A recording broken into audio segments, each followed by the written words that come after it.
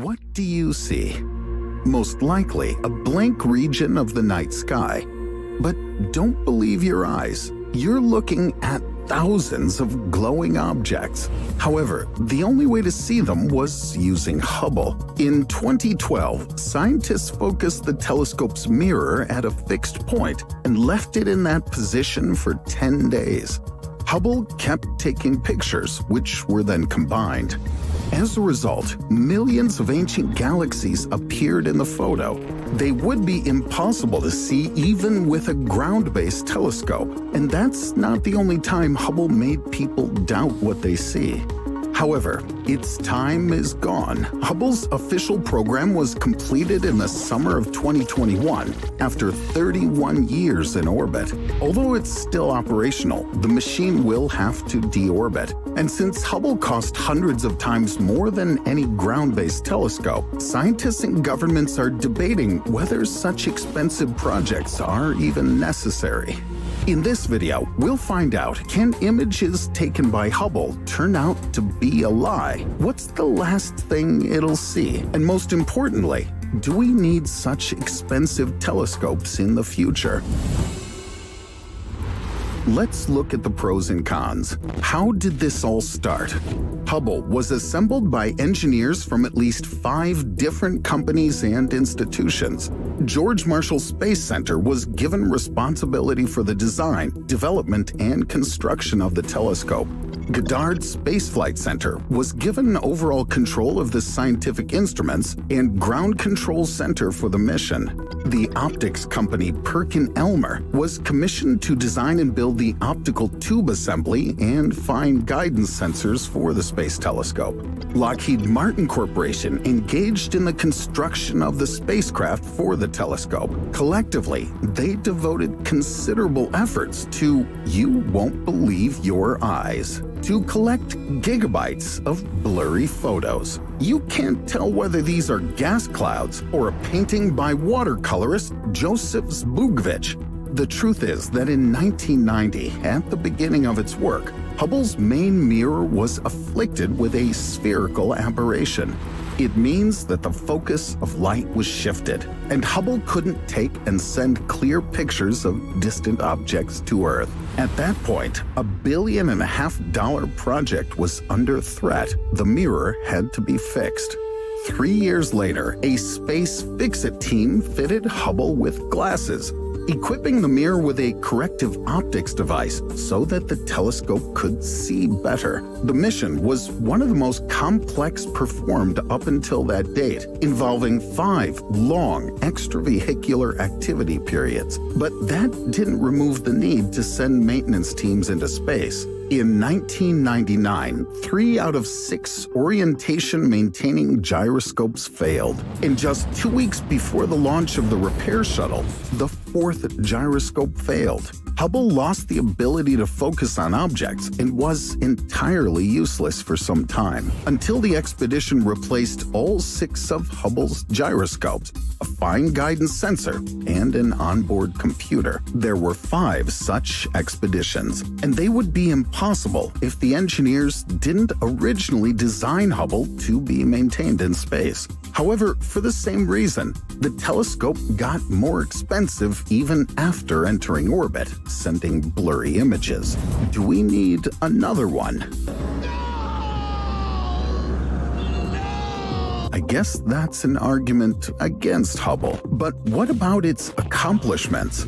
After the faults were eliminated, Hubble got a second chance. Over the first 15 years of its work, it provided over 1 million images of celestial objects, stars, nebulae, galaxies. The new photos made it possible to see what used to be blurred and unclear, or even invisible. Hubble showed how the universe began. It provided the first image-based surface maps of Pluto and Eris, the second dwarf planet after Pluto. The exact age of the universe was determined. It's 13.7 billion years old. Thanks to Hubble, The whole world was watching when the comet Shoemaker-Levy 9 hit the surface of Jupiter. Hubble was the one that bagged an unprecedented close-up view of one of the universe's oldest known galaxies. The images taken by Hubble literally evoke a spiritual response from people, like masterpieces of world art. But everything it takes pictures of actually looks completely different. We have to figure out how exactly Hubble's camera works. It's inherently black and white. However, the telescope has a set of light filters, the Hubble palette. It appears that the finished image is a combination of 3 images in different color ranges. The red channel of the palette gives a purple-red color. The green channel gives a pure red color. The blue channel gives an emerald color. The images are processed through the use of local brightness adjustments. Then they're combined and converted to RGB images. But the thing to understand is that the colors aren't real. When taking true color photos, let's say with a camera, you wouldn't believe it, but the bubble nebula would be red. That doesn't mean that Hubble is deceiving us. It's just that it can see in other color ranges. It's certainly worth the money spent on it because it shows what we can't see by ourselves. However, another essential part of the process of creating a photo is the mirror. And it was the main troublemaker. The element, weighing more than 800 kilograms, was made of quartz glass, a strong material resistant to the effects of the space environment. But the mirror polishing process lasted almost 2.5 years. The initial deadlines were missed, and the budget was significantly exceeded. At that stage, the project's total budget increased to $1.175 billion. And as you recall, it wasn't free from defects. Do we need another Hubble? Probably not. But not only the launch and maintenance cost money, we also have to figure out how to dispose of Hubble. It's been in orbit for over 30 years.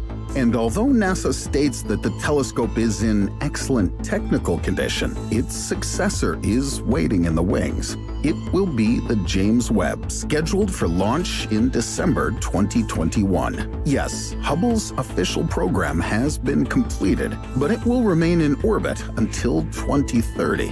Then 6 tons of its mass will burn up in the atmosphere, and the remaining 5 will plop into the Pacific Ocean. It's a bit sad without considering the fact that Hubble's been in space longer than the established period. Hubble was supposed to remain in orbit until 2014 and get replaced by James Webb.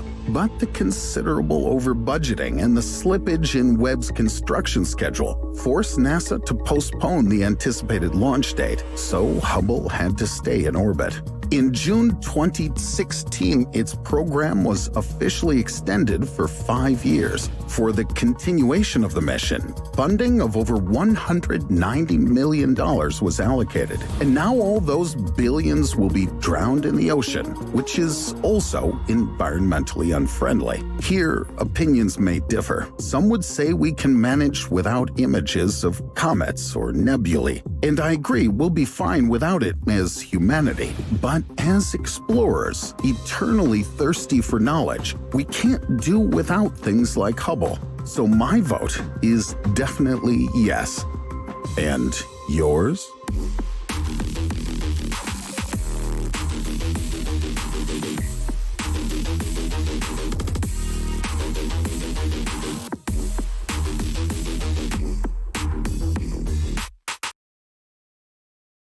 A unique find was discovered in the permafrost of Siberia. Meet Sparta, a lion cub. It's the best preserved frozen specimen from the last ice age ever found. Lions usually sleep 20 hours a day, but this lion cub took a 28,000-year nap.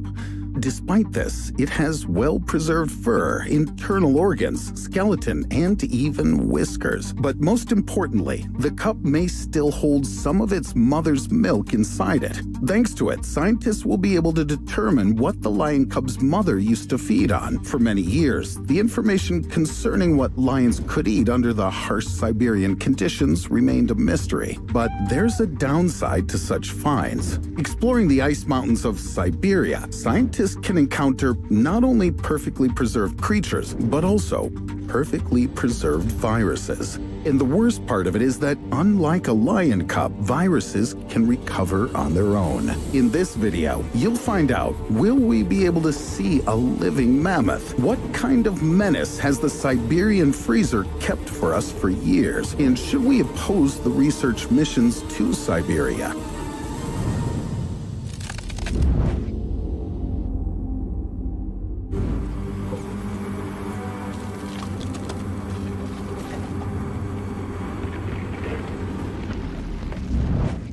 As you can see, the icy climate of Siberia is a veritable jackpot for researchers. For example, there they found this ancient rhinoceros that lived about 50,000 years ago. It's covered in wool and looks more like a stuffed animal. It probably lived apart from its mother after being lost and most likely died by drowning in the summer. It's a pity it won't find its mother to live a long and happy life. Unlike the Yucca mammoth, which has a chance to be cloned, Yucca remained frozen for 39,000 years. Scientists were stunned when they found perfectly preserved muscle tissue and even blood, because no one was ever able to extract flowing blood from a mammoth. Its story is pretty much the same as the woolly rhinos. Probably the mammoth fell into water or got bogged down in a swamp, couldn't free itself and died. It looks like another found cub of ancient animals suggests that moms didn't bother performing better at their duties back then. But let's look at the bright side. Scientists can revive this species using Yucca's DNA. The fact that the creatures found in Siberia can be brought back to life is also demonstrated by a Deloid rotifer. You say, it's not as cute as the fluffy rhino and the mammoth. Well, the scientists got really excited about the rotifer. Previous studies showed that it can live in a frozen state for up to 10 years, but a new study suggests that they could last for thousands of years, if not indefinitely. This particular specimen is 24,000 years old. The Deloid rotifer returned back to life immediately after being thawed, without any involvement of scientists. And it's pretty staggering. It wasted no time, and the first thing on its to-do list was to start reproducing. The thing is that these microscopic multicellular organisms can do it asexually. Observing such discoveries in the Siberian permafrost is quite interesting. However, some specimens are probably better left frozen. The most shocking discoveries were made in the Denisova cave in southern Siberia. At different times, it was home to ancient people of 20 cultural eras. Researchers found a new bone fragment there, but they couldn't tell who it belonged to. It was either a Denisovan, a subspecies of human who was the first to inhabit the cave, or a Neanderthal who lived there later. The bone was then submitted to Leipzig for genetic analysis. It turned out it belonged to a young female aged at least 13 years old, and she was a hybrid. It's the first ever individual whose parents belonged to distinct human groups. The fact that Denisovans and Neanderthals could live in the cave at the same time and even interact is a real historical sensation. But the researchers were even more surprised by the unusual burial of another child about 10 years old. The point is that the child was buried in a somewhat atypical way, namely in a sitting position. Such a position in the grave is very unusual for Bronze Age burials. In an attempt to solve this historical puzzle, scientists attributed various things to a mysterious grave, such as ancient people's understanding of the surrounding space, their sacred vision of the cardinal directions, and their belief in the afterlife. But they never found the right answer. No! No! Bad squirrel! Those are my nuts!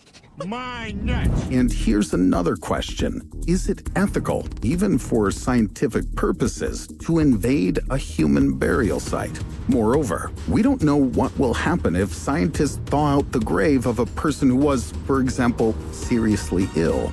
Then outbreaks of ancient deadly diseases can occur again. In 2014, French evolutionary biologists, the husband and wife team, Jean-Michel Claverie and Chantal Abergil, noticed amoebas dying in a thawed ice sample. The cause of their death was a virus that was 30,000 years old. It disappeared a long time ago, but it survived.